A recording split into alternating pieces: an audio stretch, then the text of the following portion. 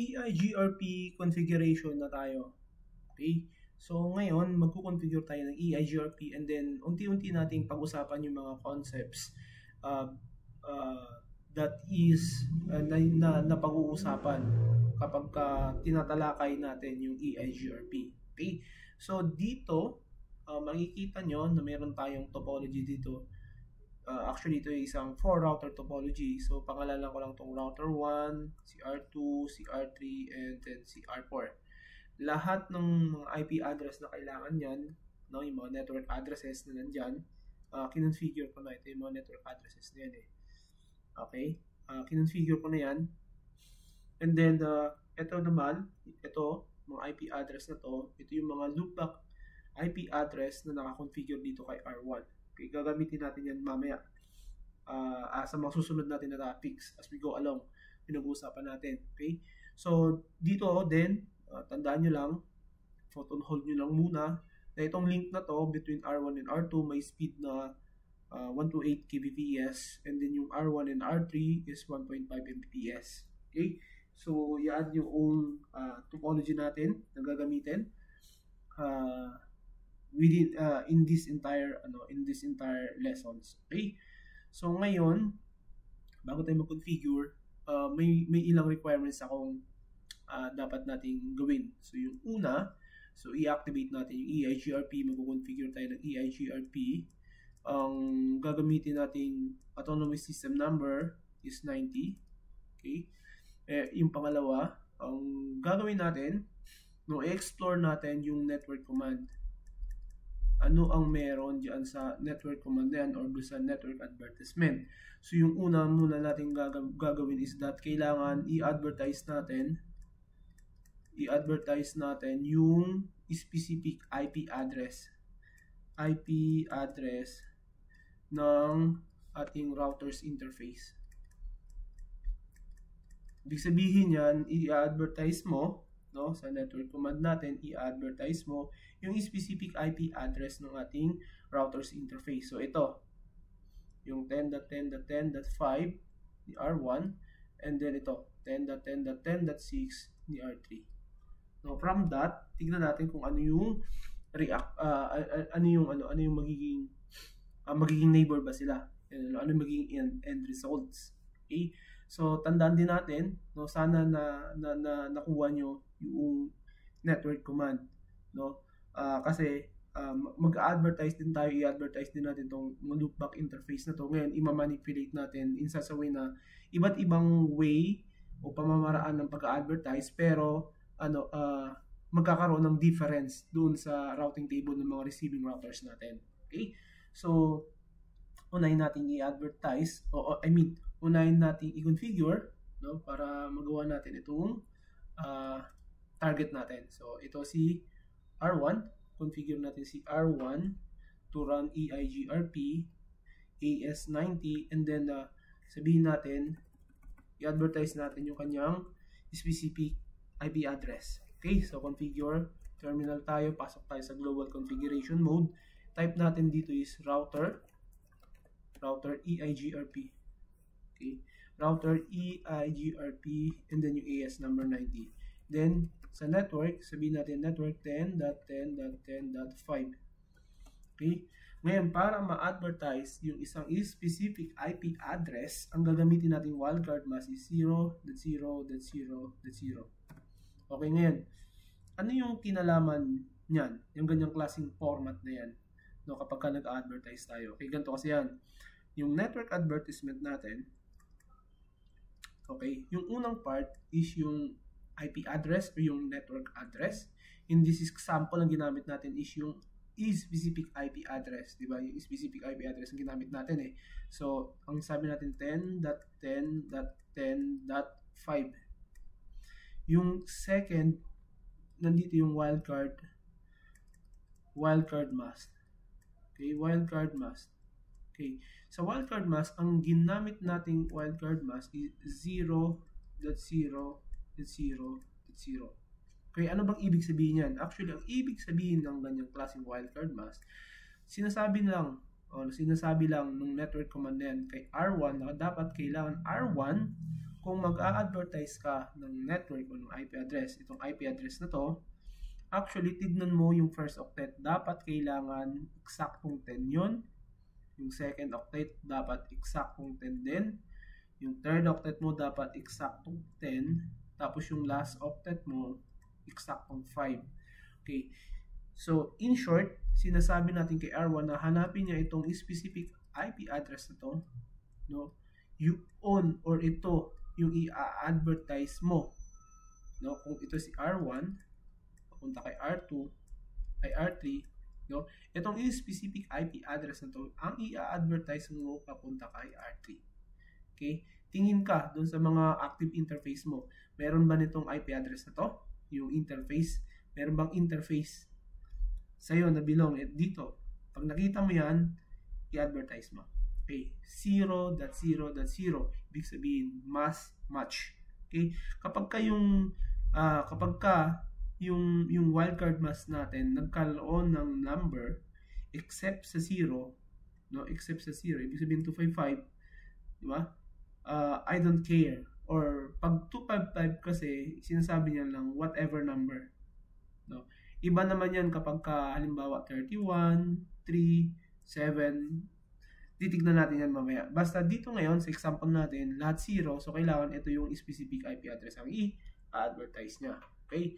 Yan yung kay R1. Ngayon, para mapatunayan natin na yan nga yung specific IP address na ina-advertise ni R1 papunta kay R3, ay hindi pa papunta kay R3 kasi hindi pa sila neighbors, diba? Si R1 pa lang ang nako-configure natin. So, para makita natin kung yan nga ba yung ina-advertise ni R1, ang gagamitin natin ng command show IP protocols. Dito sa show IP protocols, no, yung output na iisa-isahin natin yan as we go along, no, as we go along. Pero ito muna yung tandaan nyo. Ito muna yung tignan nyo, no? Routing for networks, ito. 10.10.10.5 is /32. Yung /32 na yan, isang specific IP address yan. Diba? So, tama lang. Ito yung in-advertise natin. Diba? Ito yung command natin is network 10.10.10.5 tapos lahat puro 0. So, ibig sabihin yan, specific itong IP address na to, ito yung advertise mo, ito yung makikita natin dito sa routing for networks. Yung iba dyan na output, pag-uusapan natin yan, okay, as we go along. Okay? So, na-gets? I hope, sana. So, dito tayo sa R3. So, dito sa requirements natin, sabi natin, i-advertise din ni R3 yung eksaktong IP address ng kanyang interface connecting to R1. So, enable tayo, configure, terminal tayo, then router, EIGRP 90. So, huwag kakalimutan na dapat kailangan yung AES number natin must be of the same AES number dun sa kay R1. Pagka hindi yan the same, hindi yan gagana. So, network 10.10.10.6. So, para may advertise yung specific IP address na yan, 0.0.0.0. Okay? So, yun. Naging neighbor na si R1 and R3 because of this output. Yan, neighbor. Ngayon, tignan natin.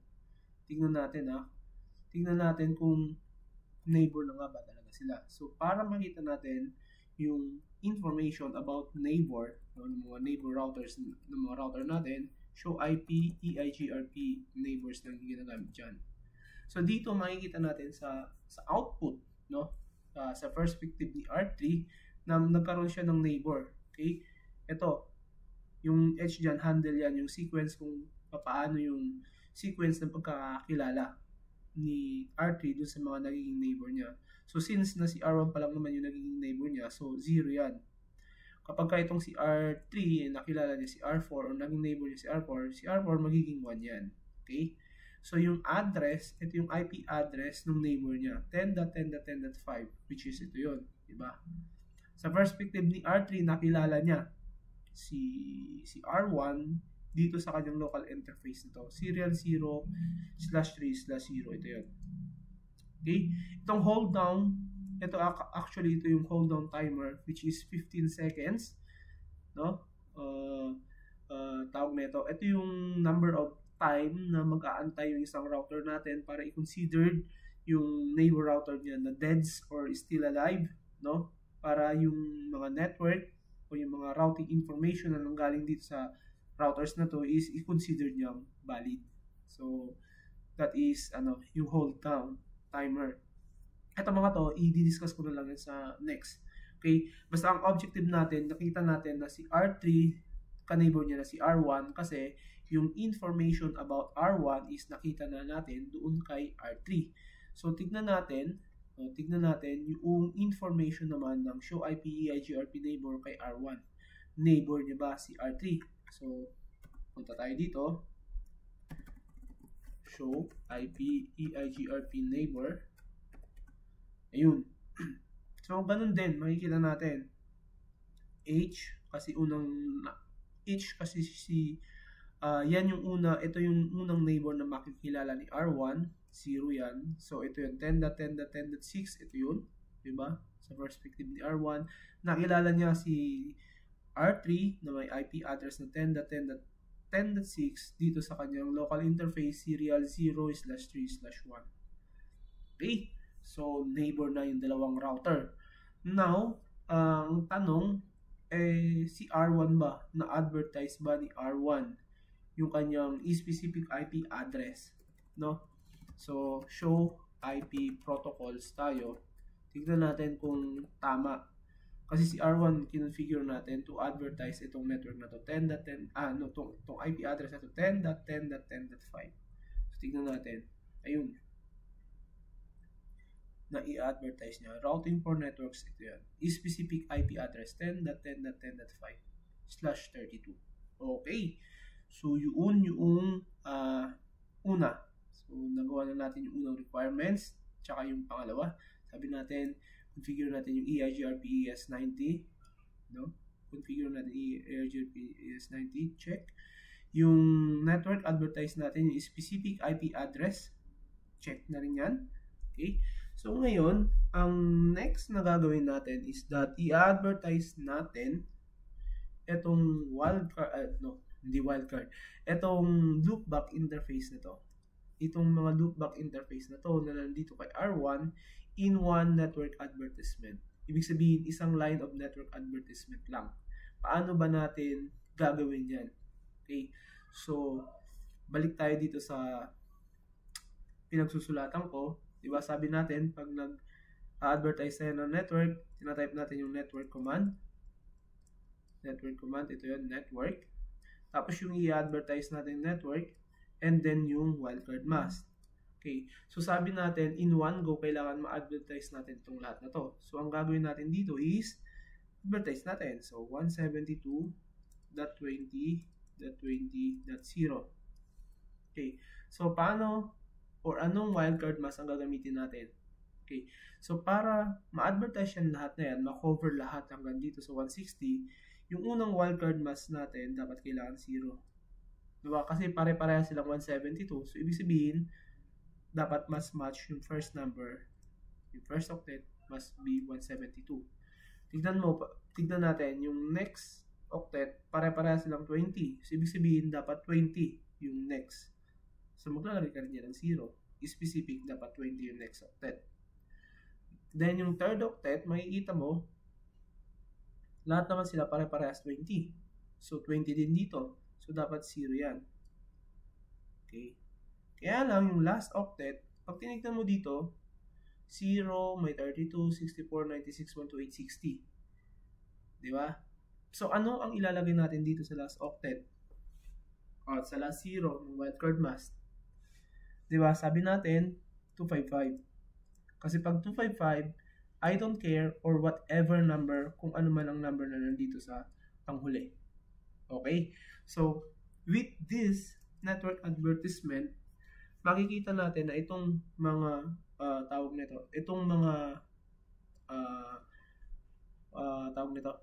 loopback IP address na to, makakarating yan dito kay R3 lahat.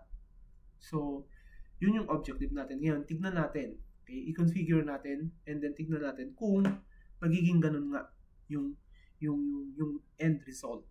Okay? So, configure tayo kay R1. So, i-advertise natin yung network ng mga loopback interface natin in one advertisement. Okay, so configure terminal, router, EIGRP 90, then network, sabi natin 172.20.20.0, and then dapat kailangan 0 kasi dapat 172, 0 kasi dapat 20, 0 kasi dapat 20 din. Okay, and then yung panghuli, kasi magkakaiba-iba sila, I don't care, so dapat 255. So enter natin. Okay, so ngayon tignan natin si R3. Tignan natin yung routing table ni R3. Okay, tignan natin yung routing table ni R3 kung etong mga network na ba to, mula loopback 0 hanggang loopback 5, pumasok sa kanyang routing table. Show IP route. Pwede na, dyan sa show IP route, pwede na natin i-enter yan. Kaya lang medyo mahaba. So para makita lang natin yung EIGRP route, learned routes, nalagyan natin ng EIGRP. Yung command. Show IP route, EIGRP. So enter natin. Ayan. Makikita natin, di ba? By using lang itong single network advertisement na to, no? Na-advertise niya lahat. Ayan, no? .20, .0, .32, 64, 96, 128 hanggang 160. Okay? So, yun yung nangyari dito nung ginamit natin itong network advertisement na to, no? 172.20.20.0, so mas match yung first octet 172, yung second 20, yung third 20, pero yung panghuli 255 linagay natin any number. Okay, ngayon tignan natin yung show IP protocols ni R1. Ano ba yung in-advertise ni R1 na network, di ba?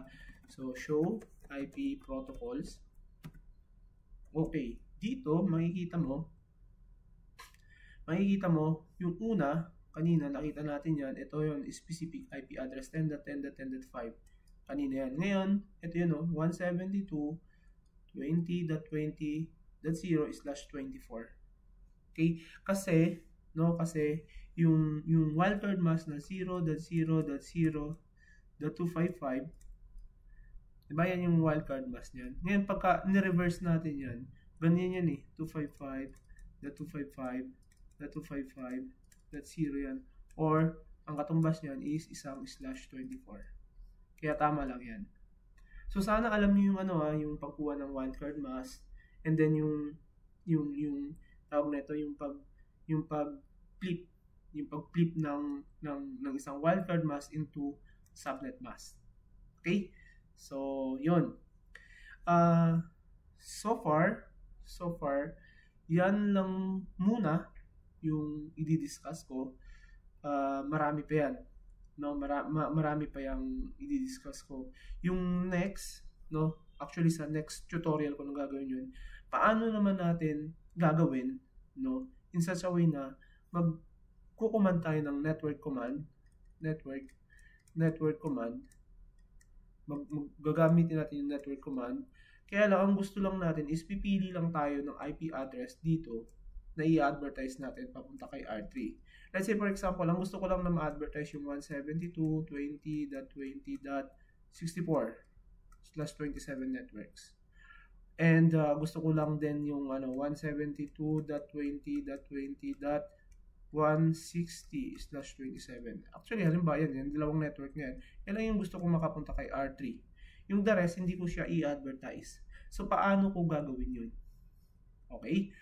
Okay, so yan ay i-discuss ko na sa next part ng ating video tutorial. So, ngayon, no, yung diniscuss ko lang muna sa inyo is that yung specific advertisement ng isang IP address, and then ito yung network advertisement na cover lahat yung networks. Okay, so mayroon pa dyan summary. So yun, i-discuss ko rin yun sa susunod. So ito yun, abangan nyo yung next tutorial na gagawin ko. Okay? So hanggang dito na lang muna, no? So huwag kakalimutan, laging paalala kapag may natutunan, may naintindihan, no, dito sa mga dinidiscuss ko, huwag niyong kakalimutan mag-like, mag-subscribe at share yung video na to. Okay? Hanggang sa next na tutorial.